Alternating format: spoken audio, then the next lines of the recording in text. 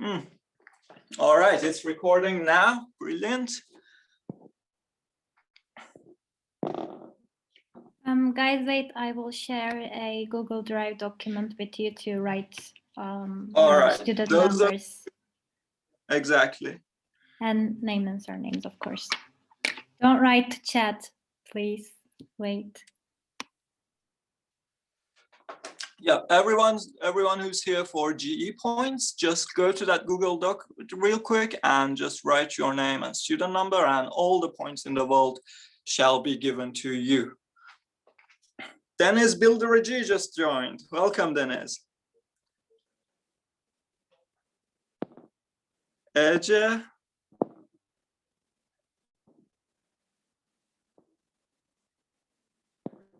All right, I see Darren here. Welcome, Darren. Ilgaz, hi.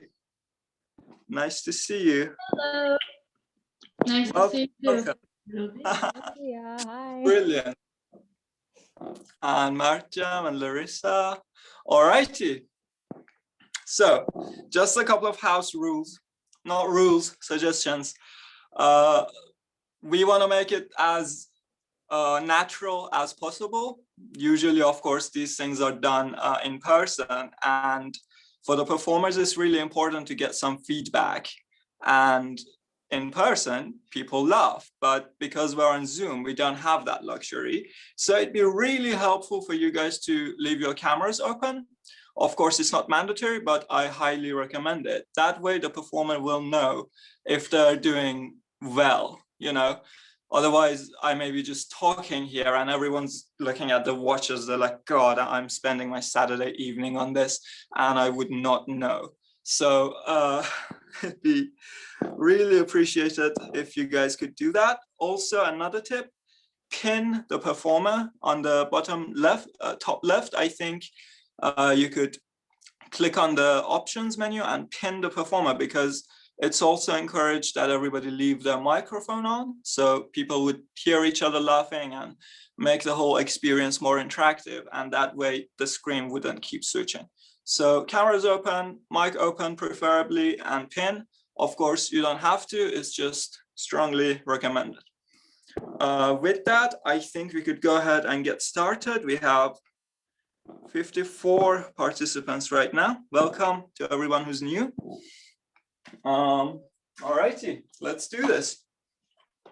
Guys, I have just shared the Google Docs document. Please use this to get some GE points. If you have any problem, just DM me directly in the Zoom chat. Yes, lovely. All righty. I see videos being opened up. Thank you all very much. It's beautiful to see you all. Well, it's also kind of scary because, you know, when you mess up big time, at least you think, you know, I'm never gonna see that person again. But I see a lot of familiar faces. So if I mess up, I'm gonna have to live with it for the rest of my life, which is almost a certainty. It's gonna be embarrassing one way or another. So yeah, we did this once before, and I'm kind of getting the hang of performing in Zoom. You know, you do what you have to do in the face of the worldwide pandemic, and there's a lot of conspiracies going on around that. You know, China made it, the US made it, I don't know, aliens made it. I don't believe any of that, but there's just one conspiracy theory that makes a lot of sense to me. In fact, I came up with it myself, and that is that Bilkent made Corona in order to enforce their stupid no smoking zones, because that just gives them the perfect excuse to force people into these stupid little areas to smoke. I'm not sure if you've been to the campus recently, but it's filled with those little areas where you literally have to stand in each other's face and smoke, like, oh yeah, how are you doing today? And it's unsanitary, it's ugly, and it makes no sense. They say people start smoking when they enter university. Bullshit, no science behind it. I myself have started when I was 14 in high school. I'm sure most of you who smoke have not, you don't have Bilkent to blame for that. Anyway, another reason for it is that all the cool universities are doing it in the world. And that may be true, actually, but it comes from a very weird sentiment in countries in this region, and that is to emulate the West in a way that is not meaningful. So they just make it look like some systems, but it actually doesn't work. A good example of it is these little accessories for the visually impaired, when you want to cross the street, there's this little machine that beeps. It keeps going beep, beep, beep, beep. What are those? They don't work. Like, I've actually stopped and observed them for longer than I'm willing to admit, just to see what happens. And they always beep. If you press the button, it beeps. When the light is green, it beeps. And when it's red, it beeps. It doesn't work. It just looks something ripped off out of Europe. And, the other thing is these yellow pavements, again, for the visually impaired. And they don't work. Some of them lead into walls. I've seen some just go directly into the street. I hope blind people don't use them because it's going to get them killed. So yeah, that's just another thing where we're emulating the West without actually using the functions. And in this case, Western universities, a lot of them have free speech. They don't have the rectors appointed by the government, and yeah, they don't get to smoke either. If you give me those things, I'm going to give you my cigarettes. Before that, no. And so given that none of these reasons work, I think there's a very good reason for why they're doing this to us, and it's sexual. I think someone in the administration has a fetish, and they're getting off on making us more miserable. I can imagine how the meeting went. They're like, all right, guys, the university is big, and it already takes them 10 minutes to get from class to class, which the break time is not long enough for. And, personally, I can't tell you how many times I've had to make the hard choice between grabbing a cigarette and taking a piss. It's a difficult decision that many of us have today on a daily basis when we go to university. And of course, I always go with the smoking option, which is why I always have to pee in university. And they were like, all right. Of course, sometimes, I alternate, like one break I smoke, the other I take a pee. They were like, 50% of the time is not good enough. We want them to never pee when they're on campus. So let's just put these smoking areas even farther away from buildings so that we ensure that no smokers get to piss today. Any day, really. And that's the thing, that's their kink, that's how they get off. I'm sure whoever came up with the idea goes home at night with the knowledge that they deprived thousands of people from pissing, and they just get off on it. They're like, yeah, you're gonna hold it and you're gonna enjoy it, and I did that. Well, it's being recorded. If you're watching, I hope you're happy with yourself. Have a good wank, because you are a wanker.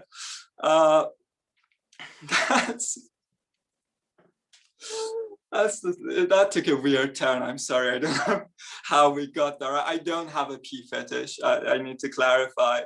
And that's a very bad reason for getting myself expelled from the university. I mean, how did you get expelled out of Bilkent? I made fun of the rector's pee fetish, but I can think of better reasons. I don't know, plagiarism, having sex with a professor.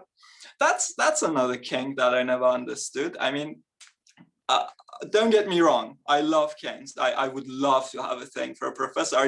It never happened to me. All of our professors are old and lovely people, and it just never, nobody clicked. But I had one experience where I discovered I don't like this, because I always kind of wanted to, but when I first came to Bilkent, I participated in this study, brain scanning thing, and they put this gel on your head, and the research assistant afterwards was nice enough to help me like wash my hair. She took me down and helped me take a shower. And later on in the lift, which is a weird thing, by the way, I was in my 20s, I don't need help getting a shower. But anyway, further on in the lift, I had long hair. She reached out and she somehow sorted out my hair. And at that moment, this is my thought process. I was like, okay, Puya, you always found the idea interesting. It's happening right now, but I'm panicking. I don't want it. And then I grabbed her hand and pushed her back. And I was like, look, thank you, but I'm not into that, sorry. And she was repulsed. She said, oh my God, you could be my son. I was just being nice. And I said, oh my God, I'm so sorry. And she said, what's wrong with you? I said, I watch too much porn. I get ideas. I'm sorry. She said, you're sick. I'm like, I know. And then the lift door opened and I ran like hell, and I never looked back, never seen her again. I'm glad I didn't. Anyway, that's absurd. This new smoking rule is absurd, and I like absurd things. I always like to think about the extreme implications of stuff. And something I find really absurd is the idea of monotheism. The idea that there is only one God. Because the idea of a God is really weird. Like, you have to take a lot of leaps of faith. And if you're giving up on reason and logic, you might as well go all in. I mean, why just one God? That's why I really like the Roman Empire, because they were polytheists. And whenever they conquered a new territory, they just adopted the new religion. They were like, all right, what do you guys worship? And they're like, we have this goddess that brings rain. And the Romans would go, yeah, we like rain, just add it to the pantheon. Let's worship that too. What the hell? And I really like that. And funnily enough, the only minority that were persecuted in the Roman Empire because of religion were the Jews, because the Jewish faith is strictly monotheistic. And they were like, yeah, you worship our God, and if you don't, we're going to kill you and enslave your family. And the Romans were like, that shit don't fly in Rome. And, Judea delenda est, baby. So I like that. I wish we could go back to that, because, I'm giving up reason. I want a lot of faith, God of bike and the missionary position. Why not? Let's do that. Or a God of terrier dogs and tits. I want that. Bring it on. I'll worship anything since I'm worshiping. But no, we can't have that. And the reason is my people, actually. I always say all bad things come from Iran. I'm half Iranian. And among a lot of other things, we came up with the concept of monotheism, which further, later on was adopted by the Jewish people and then copied by Christians and then copied by Islam. So basically, if you want to be careful, everything that's wrong with the world today sort of goes back to Iran. You're welcome. I find it very strange, though, because all the most vicious people in history today are the softest ones. Like, when I think of Iran, I think of poetry and nice food. The Romans, Italy, first thing, pizza. The British Empire, I think, got it the best. When I say Britain, people think of Earl Grey tea and the Queen. They never think about hundreds of millions of people that were crushed under the boots of the British Empire, which was a very recent thing. And that's bad and also good in a sense, how forgetful we are. And yeah, all bad things come from Iran. Another thing that we sort of just gave the world is the idea of enforced dress codes.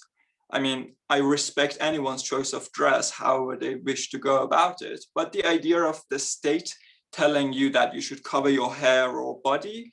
A lot of people think that comes from Islam, but it actually originates in Iran. And there's a lot of theories that Islam actually adopted it from Iran because it was practiced there thousands of years before Islam.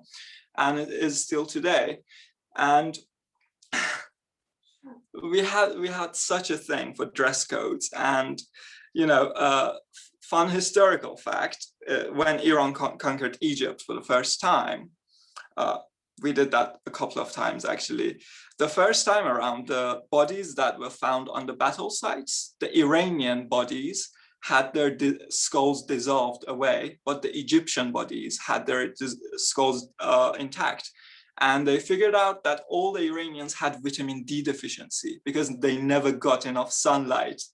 And I always imagine how that may have gone. Like all these tough generals, they're like, all right, lads, let's go conquer Egypt.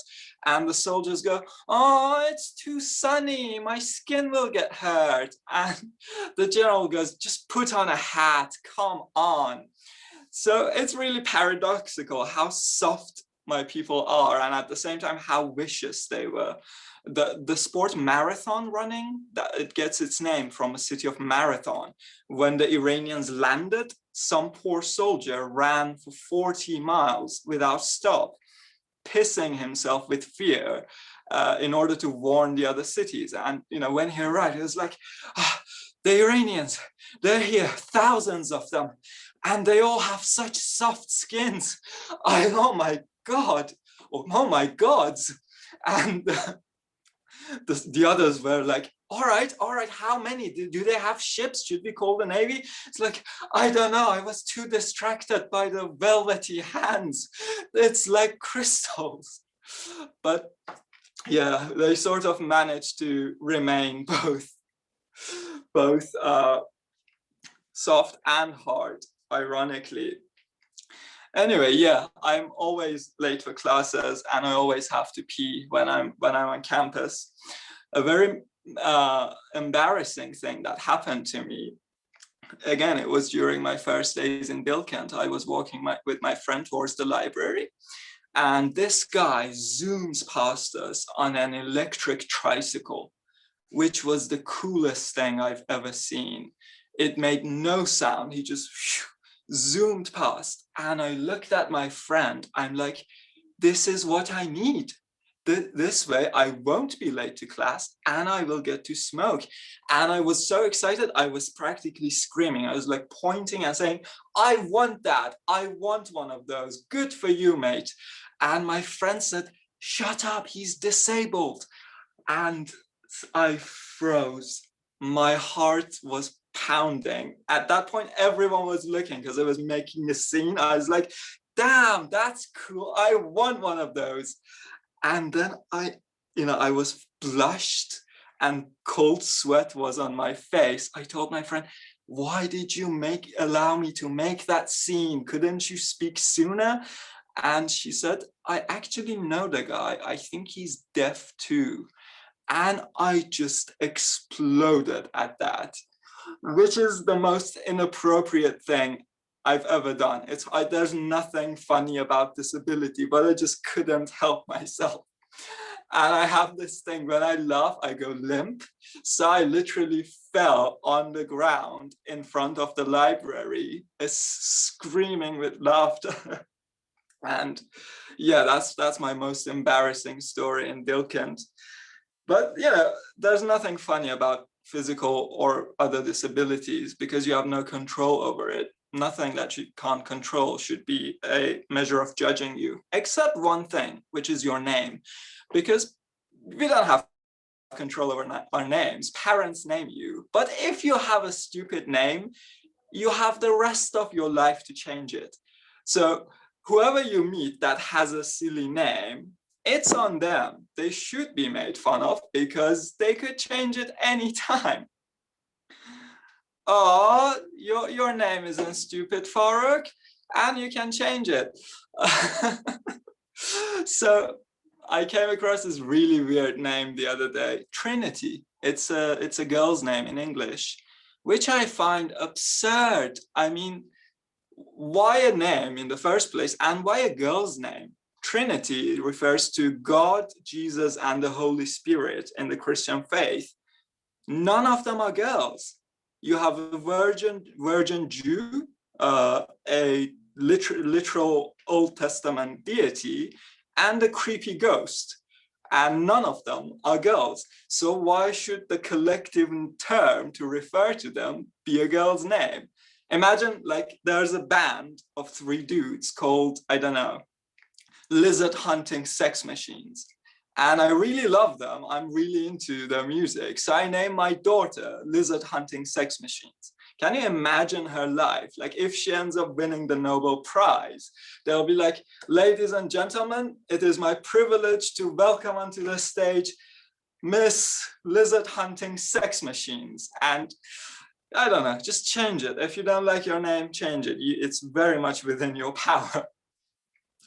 That's another weird thing. I think about lots of weird things, and I think it's partly to do with my major. When you study psychology, psychology gets to your head, and people don't help either. Like some of it is on you, because whenever I see someone for the first time, I'm like, yeah, I study psychology. I see it in their eyes. I'm like, oh God, here we go again. They're gonna tell me some random bullshit they read online and ask me what I think about it, because everyone has something to say about psychology.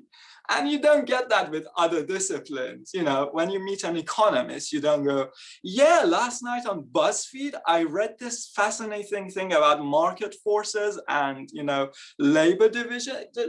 No one gets that except us. Everyone has something to say, and it's universally stupid. Like if you meet a psychologist and you think you have something to tell them, don't. That's me, dude. We don't mind that much. I'm just joking. Like I don't know. When somebody tells me they want to kill themselves, which people do very often, more often than you think, because you can tell anything to a psychologist. That's another thing to bitch about. When someone tells me they want to kill themselves, my natural impulse, the first thought is, what gave you the impression that I give a shit? But of course, you can't say that, can you? Because not as a psychologist and not as a decent human being. So I try to be nice and understanding. I tell them what I think and strongly recommend them to see a therapist, because I'm not a certified therapist. I'm just some random student who doesn't know anything. But for some reason, people expect you to do. And yeah, maybe that's why I'm so weird. I understand I've gone over my time a bit. There was a couple more jokes, but trust me, you didn't miss much. In the end, if there's more time, maybe I could resume. But with apologies to our next performer, I'm gonna have to thank you all so much. That's it all for me at the time. You've all been great. Now, please join me in welcoming the very funny Huzaifa. Really looking forward to his performance. Over to you, man. Thank you. Thank you. Thanks, Buya. Great performance, by the way. And hello, everyone. This is my second time doing stand-up, so full disclosure, don't get your hopes too high. So let's start with a bar joke. So Abdullah Talar, Okan Tekman, and Erdogan walk into a bar. And this may get me expelled, by the way. But imagine those 3 people going into a bar of all places. So Abdullah goes in there, Abdullah Talar Hajam. And he goes in there, he immediately sees someone smoking. And he obviously goes there and gives them a lecture. And Puwa is smoking, by the way. And he goes there, gives them a lecture for 20 minutes about why you shouldn't smoke. Then he talks about avocados, because of course he does. Then the bartender, he asks him, what do you want? So Atalar replies, I want to make my students' life comfortable in the most uncomfortable way possible. And I want to be hip doing it. So the bartender tells him, tell the students to take selfies before the exams, which is a crazy thing. I mean, the mirror is okay, but the selfies, no one saw the selfies coming. Then the bartender goes up to Okan Tekman. He asks him, what do you want? Tekman responds by muting the bartender, disabling the chat, and kicking him out of the bar. Then Erdogan finally, he just turns the bar into a mosque, because of course he does. And that last one might have been a bit political. So full disclosure, I have no opinions on Turkish politics. I don't know anything about Turkish politics. You want to know why? because I'm an international student. More importantly, I'm a brown Pakistani international student. So look, you guys don't want to go to jail. I don't want to get deported. Let's just not diss the government for once. They're doing a good job. You guys haven't lost 3 wars in 70 years like we did, so that's good in my books. And I feel like I got no business discussing politics, you know? You ever went to like someone's home and the couple, they just start bickering with each other and you're just sitting there awkwardly, like you don't know what to do and you just want to become invisible. That's me when people discuss politics. Like, do I say something? Do I not say something? If I say something, is it offensive? Is it not offensive? And yeah, so one famous writer, Dante Alighieri, once said that the darkest place in hell is reserved for those who stay quiet in times of crisis. He obviously never was in a room with 2 Turks discussing politics. So, but the good thing is that my name is different, like Huzefa. It's immediately people when they say that, just know that I'm not Turk. So that helps me a bit, but people butcher the pronunciation. Like by now, even I don't know how to say my name correctly. One of our professors, he just gave up and he started calling me Hawaii. Like, yo, Hawaii, what's the answer for this question? And I was like, okay, we're doing that now. But that's how it is. I'm a huge history nerd, by the way. I love history. And one of the fascinating things I found about history, they were like really exciting times, you know, hundreds of years ago. And I always thought, like, why are we living in such boring times? Like, no wars happening, no nothing happening. Then 2020 came. And you know a year is bad when in December of 2020, people are saying 2021 will be even more worse. And they'll remember 2020. Like, the level of hopelessness is astonishing. But like I said, history has some really wacky moments. Like this one dude, he was called Diogenes. He was an ancient Greek philosopher about Cynic philosophy, blah, blah, blah. But he's known about, he's famous for being like this one crazy naked dude who was a badass. So one day, Alexander the Great Concrete dude went up to him and he said like, yo man, do you want to talk? And Diogenes replied, no, get the hell away from me. You're blocking my sunlight, which is a pretty ballsy thing to do. Imagine someone doing that to Erdogan today. A black unmarked Jeep is gonna come his way. And that's my last Erdogan joke, by the way. Some of you might like him. And full disclosure, I respect and love the guy. Some of you might hate him. Full disclosure, I hate him for the exact same reason you do. But like I said, I don't have any opinions on Turkish politics, mainly because I don't know much. Like, I don't know anything about Turkish current affairs. Like this one time, it was the day before Republic holiday, I remember. I was talking to my friend about like, I'm gonna go to malls, I'm gonna buy some stuff. Like snow boots, snow shoes, gloves, you know, gonna get prepared for the snow days. And he said, okay, dude, but be careful. There are some terrorist threats tomorrow. I was like, what? And he said that this wasn't on the news, like terrorist threats, people are gonna target Ankara. Oh, that's nice to know. And then he told me that these things are normal, they happen. I was like, good. See you in Pakistan then. I'm in Pakistan right now, by the way. My last day in Ankara was a snow day. And that just hurt really much because I waited a whole semester for snow to happen. And on the very last day, Ankara did this to me. It was like giving me a middle finger. Like, okay, you're going, we're gonna have fun now, bye. And that really hurts because I haven't seen snow in 5 years. And I was like, everything's gonna go bambayas and I'm gonna have really good fun. But no. And I stayed in Ankara for like 5 months for my first semester. And I got used to it. So when I was planning on going back to Pakistan, I was like, how am I gonna get used to Pakistan? So the first thing that happened to me as soon as I left the airport was some dude, he just threw his baggage over my shoulder. And I was like, oh, that's how I get used to Pakistan. So right now it's my second semester in Bilkent. My first semester, I came here with a friend. So when I was leaving back home, I went alone. And that was my first time traveling alone internationally. So my family was all like, do you know the procedures? Do you know the documents? Do you know everything? And I was like, yeah, of course I do. I had no idea what I was doing. So it was a miracle I found the entrance, by the way. So my flight was basically a connecting flight. It was from Ankara to Istanbul to Islamabad. So I somehow reached Istanbul. Then the problem was that everyone was going to the baggage claim area. And I still had enough functioning brain cells to know that I shouldn't go there because I had a connecting flight. So I was just standing there awkwardly and everyone was going past me and I had no idea what to do. So finally, this one African dude, he just starts walking by. And I'm like, he looks internationally, he must be going on an international flight. So I get all my bag and suitcase and everything and I start following him. Turns out he was going to the bathroom. So that didn't work. So one more thing about me, I'm terrible with directions. That's why I always get lost. Remember this one time, really long ago, I was, I don't know, you know how old I was. So I was playing in the street with my friends. And I live in street 16, by the way, you need to know that for the joke. So I was playing in the street, this car just pulls over and asks me like, what street is this? I don't know why. My brain just short-circuited. Maybe it thought 20 was a cooler number, but it just said 20. And the best thing about it was there was a signboard right behind me that said seat 16. And in my defense, though, if there's a signboard over there, why the hell are you asking me? But sometimes it's just like the little things like that that you forget. Like, and especially worse when you're doing like foreign language courses, because then you have to introduce yourself. The teacher asks you like, what's your father's age? What's your mother's age? What's your sister's age? Like, dude, I don't even know my age. Well, I remember when I was going to the visa office and they asked me how old I was. I was 19 at the time, and I said 17 because I was in quarantine for most of the year, and that just whizzed by me. So COVID really messed my time schedule, by the way.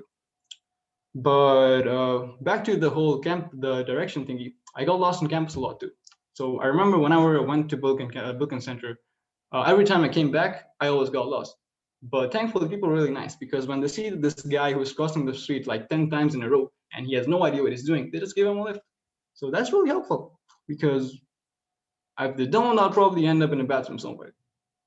And plus, like once you go back home, it just feels really weird. Like you spend so much time in the dorms and then you go home and then you're like, oh, this is gonna be so amazing. Like I'm gonna get good food, good electricity, like good a whole room for myself. It's gonna be awesome. And I sort of envy the people living in Ankara who never lived in a dorm in their lives. But then when you stay for like a month or so, you realize that dorm life is actually pretty awesome. Living in your family kind of sucks because there's always that feeling that you're gonna miss something, you know? And like the same thing happened, like a week after I left Ankara, Bilkent was knee deep in snow and there were protests happening about something Istanbul. And you know your uni life sucks when the most interesting thing that happened is 40 people near a fountain protesting something about something. And I didn't even get to be part of that. But the same thing happened when I came to Ankara, by the way.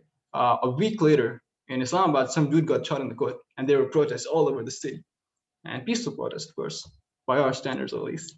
But there's always that one feeling that you know you're gonna like miss something and you really want to have that exciting, wacky story of yourself.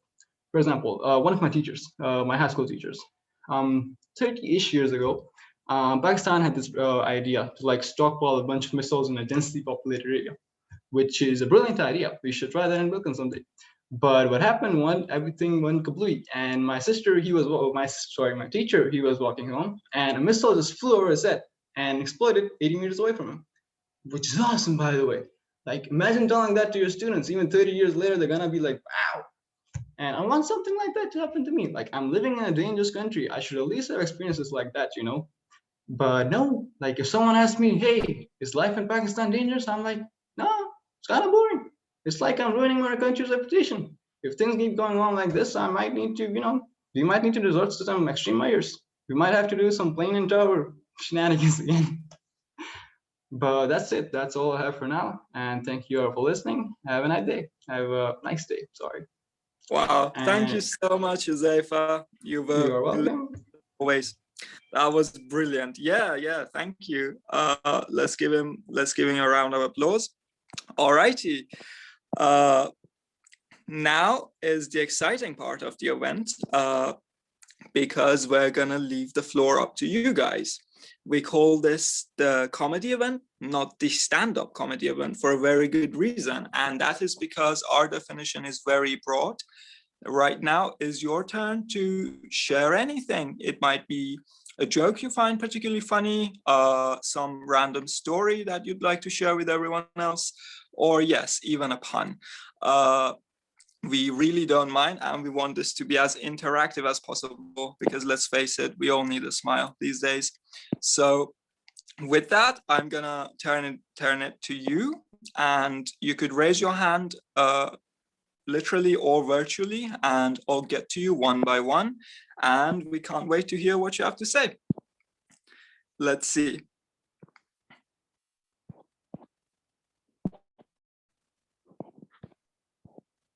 This is basically a safe space for you to practice your comedic skills. Everybody's welcome, and we are not too picky or stringent. Come on, if nobody raises their hand, I'm gonna start performing again, and nobody wants to see that. Save yourselves. Title of your sex tape, what? What's going on in the chat?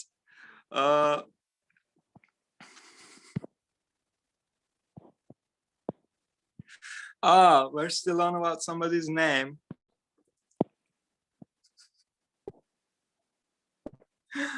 All right. It's the Brooklyn Nine-Nine thing. Okay. Well, tell us what that means. I'm clueless. Go on. It's stupid. You said we are not too picky. And I said, like, that's the title of your sex tape as a, like, stupid. Okay. I see a lot of people laughing. That's a reference I don't get, but You didn't watch Brooklyn Nine-Nine, right? no, I'm in that series, they actually say a lot of times the title of your sex tape because it's actually wait. It's like calling a band name, like when someone says something stupid, band name. But it's another version, like title of your sex tape. You said you're not too picky and you'll have to start performing again if you don't start talking. So that's the title of your sex tape. It just suits with everything. That's the funny part. It becomes a habit of saying to everything, actually, and it actually works very, very well, which is a bit scary. Yeah. It's another version of that's what he said. It's similar to that's what he said. He said, okay. Well, let me tickle you some more then. I know a bunch of you and you're all funny people, so I'd love to hear something you'd like to share, but feel free to raise your hand at any time. In the meanwhile, I'm just gonna share another silly story in order to keep things moving because we have 20 more minutes. I don't want to call it a day early. Of course, feel free to leave as well because officially we are done with performers. Elif is already laughing. Look at her. So yeah, good thing I had too much material or I went too slow, I don't know. We have some more jokes left. This is true story, by the way. It's not made up. Like you can ask random questions. Yeah. Whenever a comedian says true story, you can almost be certain that they're gonna make whatever they're gonna say up. That's just how it goes. When most of my gigs are around really fucked up sex experiences, and of course you don't go around talking about your sex life with public audiences, so they're all made up, but this one is true. And I said I'm half Iranian, the other half is actually Turkish, and my family migrated from Turkey to Iran during the First World War because things were not very nice, and my great ancestor actually was an Ottoman officer who died in the Battle of Çanakkale. Well, I say died. He was never found. He was missing in action. Everyone assumed he died, but you never know. He may have, I don't know, deserted to Austria with his mistress, having martinis at the beach or something. That's what I would have done. I mean, it's a very epic moment of Turkish history. It's like, this is a Sparta moment. Really brave men and women sacrificed themselves for their country. Super badass. Read about it sometime if you're interested. But the commander actually stood there on a hill and exclaimed loudly that soldiers, today we are here not to fight, but to die. And everyone was like, yeah, let's do this. It was really badass. But if I were my ancestor back then and heard that, I was like, excuse me, we're here to what? I mean, I didn't get the memo. When did we come to this decision? I was not consulted, and would have just quietly packed my bag and left. But I don't know. I like to think he died a hero. Anyway, I am Turkish, but I suck at the language. I never got around to learning it properly. And you would think that being Iranian and knowing Persian would help because there's a lot of Persian words in Turkish, but it actually doesn't. I mean, it's 50%, but the 50% where it goes wrong, it goes really wrong, if you excuse my speech impairment, which I just developed. Because there's a lot of Persian words, but they don't always mean the same thing that they mean in Persian. For example, hane means home in Persian. And you get a lot of that in my girlfriend is laughing, she knows where this is going. You know, it means home, and there's a lot of it in Turkish. For example, kütüphane means library, the home of books. Hastane means the home of the sick or hospital. There's another Persian word in Turkish. In Persian, kar means work or a job, and karhane means a factory, the place of work. But in Turkish, it means brothel, and not just brothel in the sense that it does in English. It's the most horrendous, vulgar, and rude way to say brothel. It's more along the lines of whorehouse or something. And of course, we didn't know that when we first came to Turkey, and we were reunited by all these new relatives. You know, I have more Turkish relatives than I have Iranian ones, but we'd never met. So I was getting, you know, to know all these new cousins and second cousins and uncles and great uncles. And one of them asked my father, so what do you plan to do in Turkey? And he said, well, you know, I mostly do construction, but also back in Iran, I used to run a karhane. And I got a lot of experience working in karhanes, and I was thinking of opening one in Ankara because, you know, it's something that, you know, always has a steady income. You always get your customers. And I want my son, you know, to continue on doing it when I'm gone, because, you know, ever since he was a child, he used to come to my karhane and help me run the place.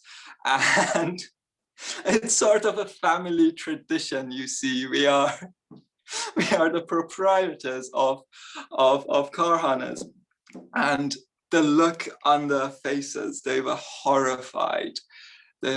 They couldn't believe it that someone is seriously talking about how they used to run a brothel and that they want to open one where they want their underage kid to work and help them run it. And that's just one instance of misunderstanding through language. If your language is used in Turkish, don't assume that, you know, everything means the same thing, because it certainly doesn't, and we learned that the hard way. Alrighty, that's it for me. We're not going to end the meeting, but you're officially free to leave if you'd like to. We are going to just leave the floor open to you guys. If you'd like to share something, you're highly encouraged to do so. We love your humor and we want to hear what you have to say. Otherwise, we're just gonna sit here and just have a friendly chat. Just a heads up, by the way, please don't forget to add your name to the GE list. It's in the chat, the document's in the chat. If you can't reach the link of the document, you can just write it in the chat and we can send it again. Okay, thank you, Duygu.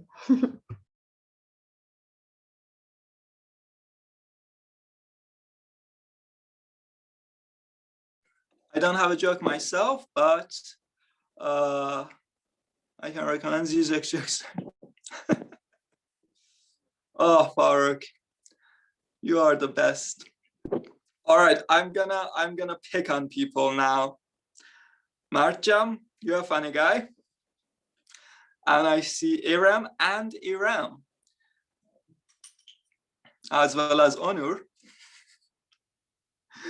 Want to share something about the Frankfurt School with us, my friend? That guy is such a philosopher. I love that. I always learn things from him whenever we have a chat. Fuya, I don't have a joke or anything, but I just want to remind you something. In case Please. in case you forgot, you owe me a beer. Oh no, I have forgotten. Why do I owe you a beer? Because mean, because we didn't talk about it. Hando Hoca just suggested that you should buy me a beer. Yes, I've been owing the man a beer for more than a year. I should be ashamed of myself. Well, first chance we get at an open cafe, I'll be more than happy to indulge. You're a very fun man to drink with and talk to. Well, that pleasure is mine. Cheers.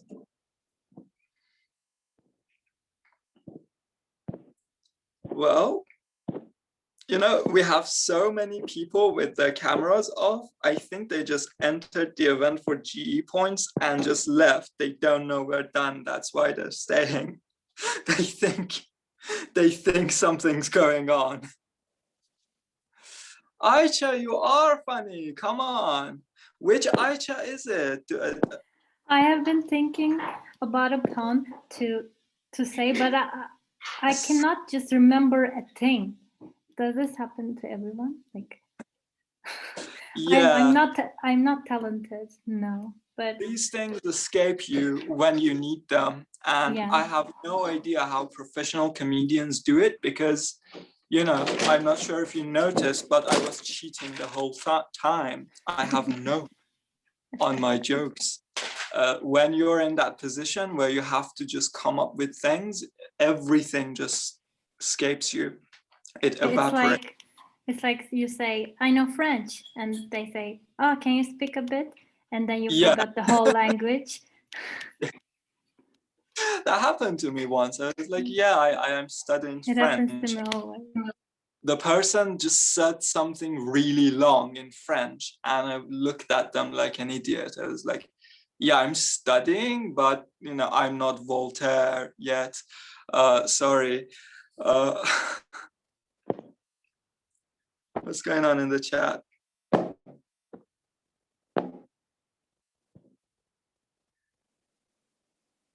Yes, it is terrifying, Huzaifa. And that's why comedians are so miserable. I mean, I've done this for a living. I do it once a year and it's usually fun, very cathartic experience. But imagine doing it for a job because nothing is guaranteed. Every time you have to be good and every time you have to make the crowd laugh, otherwise you're fired. And if it's your job, if it's, you know, how you make a living, it's terrifying. And it sort of ruins humor too, because you have to analyze jokes. You have to be analytical. You can't, you know, just go with the flow. That never works. But yeah, for us, it's really fun because we get to do it as a hobby rather than a job. All right, you guys, I don't see anything happening. We could call it a night right now. Thank you all so much for coming and for sticking around. You've been amazing. I really hope to see you again in the upcoming events. Don't forget to join our WhatsApp group if you like this, or we have lots of similar events. And would be lovely to have you. Thank you all so much. If one of my friends would be kind enough to share an invite link to the WhatsApp group for anyone interested to click. Otherwise, we're gonna call. Just brilliant and did it immediately. So I was just waiting for the link. All righty. What an audience. You were beautiful, all of you. We should do this more often. Yusuf Nazim just wrote his student number and left despite us begging literally for people to go to the Google Doc. It's amazing. All right. Yeah. Aicha, are you the host? Yes, okay, then if you called it the night. Thank you all guys for coming. Thank you, Puya, for this wonderful event. And see you, hopefully. Thank you for both for both for her. Yeah, thank you, Zaifa, and thank you all. Yes, you were brilliant. Aicha was scared of mispronouncing your name, so he just kind of Yeah. skipped over. No, I just forgot, but this could be the reason. Okay, see you Good guys. night, guys. Thanks for